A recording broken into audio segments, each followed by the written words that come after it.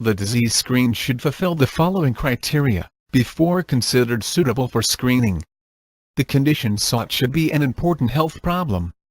Hence, in general, the disease prevalence should be high.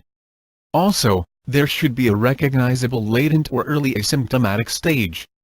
The natural history of the condition, such as the development from latent to declared disease, should be adequately understood so that we would know at what stage the process ceases to be reversible. There is a test that can detect the disease prior to the onset of signs and symptoms. Facilities should be available for confirmation of diagnosis, and there is an effective treatment.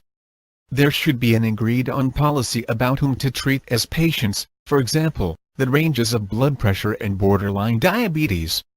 There is a good evidence that early detection and treatment reduces morbidity and mortality. The expected benefits, such as number of lives saved from early detection, should exceed risks and costs. The criteria that aid in selecting and applying appropriate screening test puts the emphasis on the acceptability, reputability and validity of the test. Screening test should be acceptable to the population and suitable for general and routine application. In general, tests that are painful, discomforting or embarrassing are not likely to be acceptable to population and mass campaigns. Tests must give consistent results when repeated more than once on the same individual or material, under the same conditions. Reputability of test depends upon three major factors, which are the observer variation, biological or subjective variation, and errors relating to technical method. For example, measurement of blood pressure is poorly reproducible, because it is subjected to all three major factors.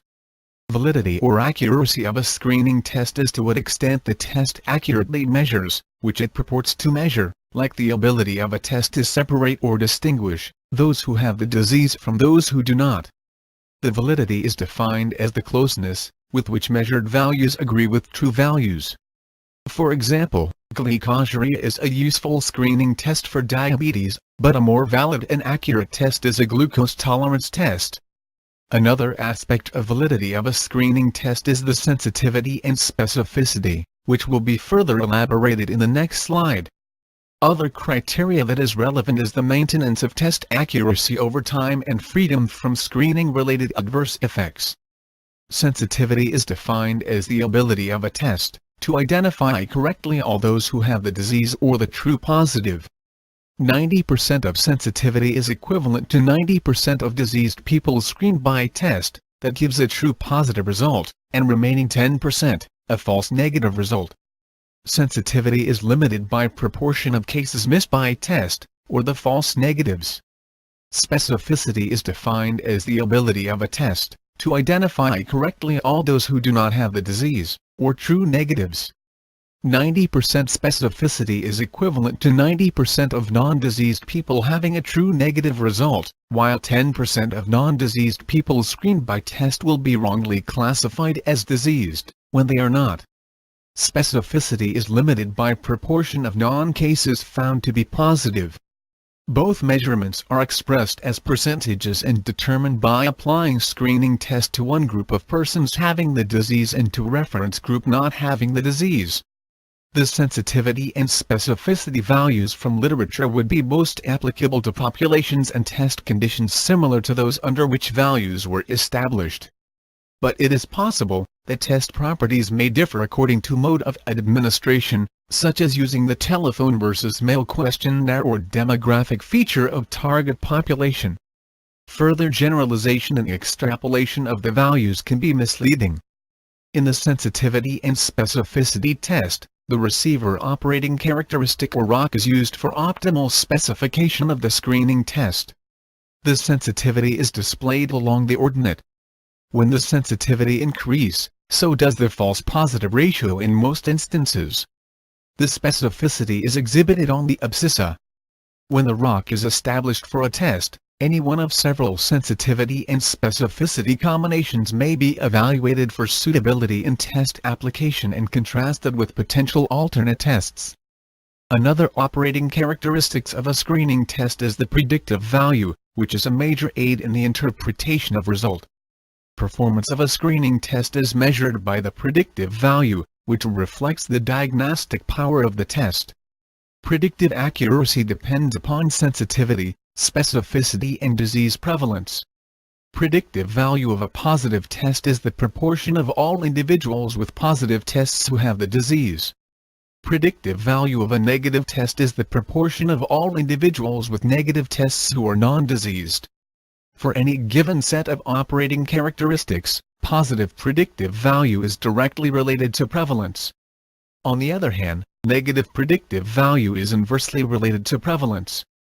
In screening situations, where prevalence is relatively low, operating characteristics must be very high to avoid low positive predictive values. In screening situations for serious fatal condition like cancer, test or test sequence offering the highest sensitivity is preferred, because it would be effective in finding as many cases as possible. However, this may correspondingly increase the number of false positive. The difference between the sensitivity and specificity test and predictive values is that sensitivity and specificity of a test is easy to evaluate by case control study, while subjects needs to do a follow-up till their disease status is confirmed in a predictive value test. In a sensitivity and specificity, the test is easy to obtain and calculated in confirmed cases, and it does not need to carry out expensive follow-up studies. In a predictive value test, predictivity can be obtained if prevalence of a target group is known. However, the test would be time-consuming and expensive, apart from being difficult to evaluate. Sensitivity and specificity of a test remains the same across populations, while predictivity changes depending upon the prevalence of disease in a target population. How do we make a screening program clinically applicable, efficient and credible? To enjoy the efficiency of mass screening or public screening, programs must be carefully organized and managed.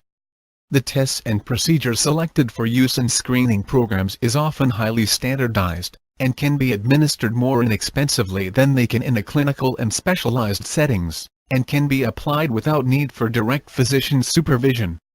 Exhaustive reviews of efficacy of clinically applicable screening programs by several other disciplinary, specialty, international groups, and recommendations offered in part with consideration of cost-effectiveness should be taken into consideration.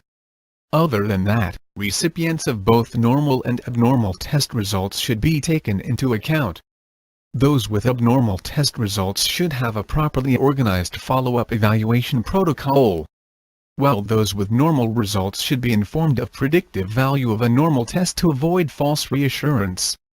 The take-home message is that even with inherent efficiency of mass screening, we must still focus on population with sufficient disease and risk factor prevalence to maximize program efficiency. Alright, so does anyone have any questions regarding my seminar on the characteristics of good screening tests? Yeah, we have one question.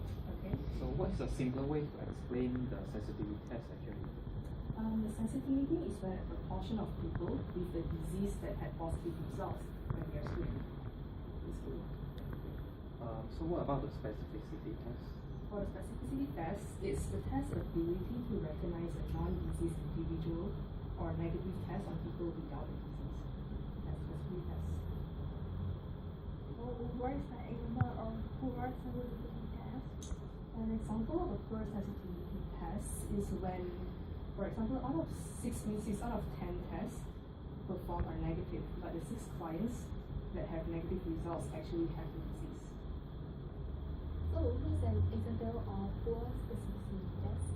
Again, I'll use the same example. Like if 6 out of 10 tests performed are positive, but the 6 clients who got the positive results actually do not have the disease.